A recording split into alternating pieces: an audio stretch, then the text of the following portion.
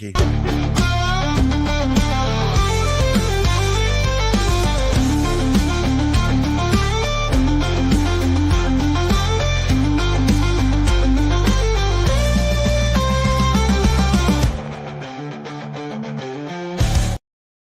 I've got my air guitar out. Welcome, one and all, to IPSA Kind of Magic, the show where we promote IPSA, which is the Independent Personal Search Agents Association, of which Hamish McClay, my dear Lord and Master, is the current chairman. We also have other members of IPSA here, Jackie Dyson, who's not technically a member. She's more of a consultant, having been a member for many years, and she helps guide them. She's got a happiness engineer with her, which of course is her cat, and Val Bennet, of course, of Home Information Searches. And here we debate, we chat, we talk around all topics that affect IPSA, and today is no exception. Today's topic is Better Together. HMLR land charges project progresses. And of course, as is traditional on this channel, I'm throwing Hamish mercilessly straight under the bus. Well, good morning. Actually, no, it's not. It's afternoon, and our new time. As of today, we should be going out at 1 o'clock.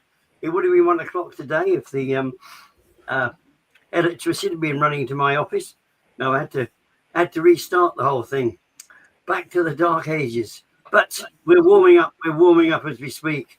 Speaking of dark ages, no, we weren't. But I thought today would be rather good. Following a week ago today, just under a week ago, in fact, it was last Thursday, we were joined at our annual conference, as many of you who will be listening in will sort of recollect, and we were joined there by members of Land Registry, HMLR. When all of this episode sort of started off, it was Her Majesty's Land Registry. It was this century, though, that we did actually begin working with Land Registry. Just over 10 years ago now. Initial conversations sort of took place, and it was one of those amusing situations. We was almost sort of laughed out of the park by us members of IPSA, because we actually sort of felt probably there were two aspects. There was one particular aspect that gave us an element of concern, thinking, now if Land Registry are getting involved and they're taking away the land charges option, what work are we going to be left with? As, if you like, as search agents, working with the local authority, because there was no telling which way it was going to go. Now, what we've actually sort of found, and last week was a demonstration of this, that the collaborative work that we're doing with Land Registry isn't just benefiting us and our particular sort of members, it's benefiting everybody that we work with and the people we pass the searches to, but more importantly, anybody making use of land charges facilities. The land charges facilities from Land Registry are basically gaining because of that collaborative work. And it's very, very important to actually sort of join in so we can get some earlier discussions. Sorry, pardon me. Because both Val, who's with us today, and Jackie go back historically in terms of the years they've been working with land charges offices one way and another. And the thing is, they're much sort of more experienced than I have. And when you look at the combined work that they've carried out, I dread to think of how many tens of thousands, in fact, we're probably between them over hundreds of thousands of searches which they've carried out, which have contained land charges over the time period that they've actually been working alongside of that. So what was it like? I mean, one of the things is I've only worked with the councils direct in a straightforward sort of way, but mostly since, if you like, it's been much more evident through the internet and sort of working with the internet. But both Val and Jackie started off working. We didn't have things like the internet to guide us. It's been a bit of a complicated issue. I remember something, Val's father started the whole thing off, and he used to take his typewriter out in the car with him to type up information that was obtained from the land charges people. But anyway, let them tell you the stories of what brought them, what it was happening then, and what is happening now as a result of the collaboration work that we're doing with land charges. So look, I'm going to drag into the fray Val Bennett. Yeah, hi. So I mean, obviously, me and Jackie, back in the early mid-80s when we started doing what we do, Jackie was actually on one side of the counter and I was on the other side of the counter. She was one of the land charges officers who didn't like us. As few of us. Well, some land charges officers didn't like us because they were worried that we were taking work away from them. So they sort of looked at us a bit sort of warily, you know, and they weren't too happy with us, even as nice as we tried to be, and some people weren't nice. But yeah, I mean, we're going back to cards in drawers, cards under desks, cards in the bin, cards under desks. Oh yeah, there was cards weren't the Jackie. There were people who would take cards and drawers away and never tell anybody that they'd taken them away and bring them back weeks later, and then we wondered why we'd not picked up some information because that drawer had gone off to some other department for something or other. So, but you did have the land charges officers who knew everything from the colour of people's front doors, the curtains, and what they all had for the tea last night, let alone whether they were in a conservation area and trees, etc. You know, that was land charges officers of the day. Wouldn't you agree, Jackie? Yeah, that was. But as far as personal searches was concerned, when I worked there, it'd be once every 6 weeks. It wouldn't be every day, and there was only sort of 1 or 2 companies that actually came in. So it wasn't a case if I didn't like personal searches. I didn't actually, to be honest, know what they were until I didn't know what land charges was till I went to work there. But as Val said, it was very archaic, and the information was stored on maps. So if you had a new development that was drawn onto the Ordnance Survey plan, and as things, so when they were developed and people started to build extension, maps, paper. Yes, the Ordnance Survey maps. Oh my goodness. Yes, yeah. So everything was drawn on. Red outlines were drawn onto the Ordnance Survey maps. So you would have say what was a field, then started with 1 red outline, then got more and more and more. And then as the development went on and people wanted to add conservatories, extensions, you get many little other red lines in it, wouldn't you, Val? Oh. And it became very crowded. And I remember my boss saying to me, within 6 months, we will be computerized. Do you mean, when you say crowded, do you mean a bloody mess? Yes, exactly. A bloody mess. Yeah, they are. Val's got one there. God, Lord. Now, this is where I still go to a council today, and this is what I still have to look at, and this is Rossendale. So I have to actually find these maps, and then I have to have a look and try and find the property, and then on it there's a little red number, usually. Oh, hang on. Sorry, there we go. And you can sort of see some red outlines on there and numbers. And I have to try. How can you work from something like that? That's nutty. Well, that's what we did. That's what we did regular at every council back in the day, and say even some now. This is still today. This one.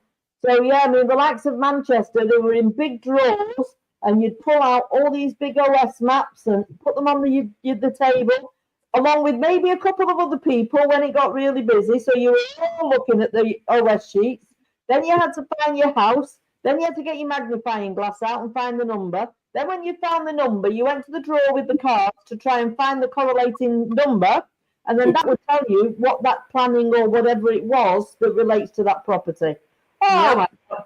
And then when HMLR came along and said, we're going to digitize all this, we're going to do this for every single council, we're going to do all land charges, and we're going to digitize everything so you can all get it on the internet. And we were like, once we'd finished laughing about that, because we kind of thought to start off, this is an impossible task to undertake.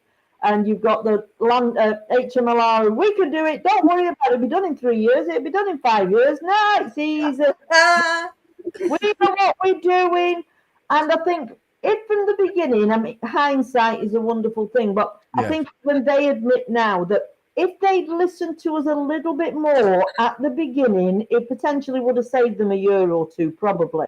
That they could have learned a lot from us, that we could have pointed out where their issues and where the problems were going to be. But they weren't having any of that. They didn't want to talk to us particularly. They were doing what they're doing. So, but now, obviously, it's a totally different ball game, and they're very much a lot more on the side of like getting the information from us. And when they hit about problems, they want the members of IPSA to. Val, they stated they were going to get it done in 5 years or whatever. Yeah. Is it all done? I didn't think it was. No, it's not. It won't. I reckon. I mean, my reckoning is 2030 is about. I think they're talking. They're talking about another 3 years, I think, aren't they? They're saying 3 years, but I would be going for more. If we get 2030 on it, then I think they'll have done pretty well, because they know there's a lot of councils that really are so messy, and even when it gets onto the system, there's so many things have to be looked at, and it does take quite a while before, kind of like myself, Jackie, Hamish, whoever, before we go, we're quite happy with what's on there, because we do find errors all the time of things that are missing, things that shouldn't be there. So yeah, it has taken time. But, you know, when all said and done, I think they're doing a reasonable job. It's far more than I ever imagined that they could do, to be honest with you. But I think, what was it? One council, they've sent all the things up to Durham for scanning. And how long? They said it'll take 18 months, was it, of solid scanning the documents. I can't remember which council they said it was. By the way, if you've ever scanned documents, that is the most tedious job in a known history of jobs. Yeah. Which council did they say the other day it was? Was it Bridgend? No, they got 5 this week. Was it? I'm not sure. Was it Newcastle? No, I can't remember. Can't remember, but I mean, Birmingham. It's Birmingham. Birmingham, yeah, because it's a big council area. Yeah, they've had to send everything because it's all literally all over the place. They don't know where anything is. They've had to send it all up to, I think it was Durham. And if they do non-stop scanning, that's going to take 18 months. But to me, I mean, I may have got this completely wrong, Val. Do set me straight. But as you're doing this prodigious amount of scanning, in the background, even more are coming in. So it's continuous. It's a completely movable feast. It is. I mean, things are updated every day. Things change, because you have the planning office making planning decisions. You have the council sitting and making planning, the planning committee. So that's usually once a week. So there could be 20 there in just one council. Right. And then you can have 40, 50 planning applications approved by your planning officers or refused. So they have to go on. That's just from one council. And then things are ongoing. I said to HMLR when they said this, and I said I would be retired before you finished this. And they laughed. Well, I've been retired 5 months on Friday, and they're still not halfway through. So we were proved right. But like Val said, yes, it's a good thing, and it's quicker. Obviously, some of us don't have to move from the office to get all the information we need. Right. It's just, we said to them, you have to, it's not how quick you can get the register on, it's how accurate. Well, accuracy is the most important thing in your game, isn't it, Hamish? Oh, definitely, because definitely. No, it's because all right. You finish off, Jackie. We still, I mean, I don't use it anymore, but I can guarantee you there was very few searches I went on and completed that were 100% accurate. If it was a straightforward smoke control, that was fine. But when you came up with 20, 30 planning applications and 2/3 of them didn't apply to your property, you were then having to sort things out. So it actually caused more work. And I actually feel some of the registers are worse than when I used to go to the land charges. Wow. So I don't know what they've done, but it just seems that you're picking up stuff and you think, well, that's 500 meters down the road. I don't need information on a property 500 meters down the road. I want my property. So, exactly. Yeah, it's accuracy. It also makes you wonder how they've managed to pick it up from 500 meters down the road as well, even because you can understand they have had issues with properties next door, properties or behind. where the little, it's a bit like we used to say, how wide is a pencil line, literally how wide it is. And, that's your boundary of who's plotted what where, that you might get next door's extension showing up on your house, and then if we don't pick it up or you had somebody type it up, they've done it, it's got sent to a client who wonders, hang on, why have I got next door's, 2-story extension showing up on my house, Yeah. So those are the things that are going to happen more in the future. But no, it does make you wonder sometimes. I had one in Tameside yesterday, a section 106, and it was over the other side of the river, and it's come up on my house, and it's like, really? Why on earth have I got that? It's nowhere near it. It cannot possibly apply to it.